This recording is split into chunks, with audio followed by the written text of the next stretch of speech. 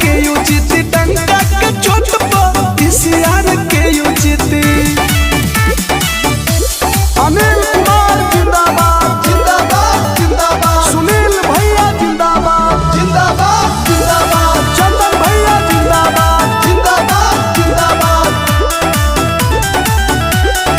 ECR के you के झंडा लहराई है, एडीसी ओपन टुआ ऑल करवई है। ईसीआर के यू के त झंडा लहराई है, एलडीसी ओपन टू ऑल करवई है। देखे भरा में के विरोधियन के नोट पा, देखे भरा में के विरोधियन के नोट पा।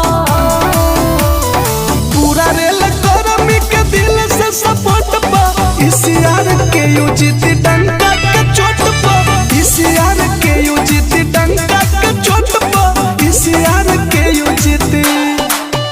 रेल कर्मी एकता जिंदाबाद जिंदाबाद जिंदाबाद, ईसीआर के यू जिंदाबाद जिंदाबाद जिंदाबाद। रेल कर्मी ने ललकारा है झंडा छाप हमारा है, झंडा छाप जिंदाबाद जिंदाबाद जिंदाबाद। ओपी केसरी जिंदाबाद जिंदाबाद जिंदाबाद। निजीकरण से तो ये बचनी है, 18वां वेतन भी लागू करवई है। निजीकरण से तो इहे बचई है, 8वां वेतन भी लागू करवई है।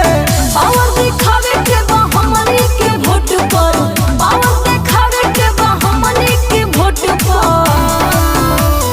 पूरा रेल कर्मी के दिल से सपोर्ट पा ईसीआर के उचित डंका के चोट पर ईसीआर के उचित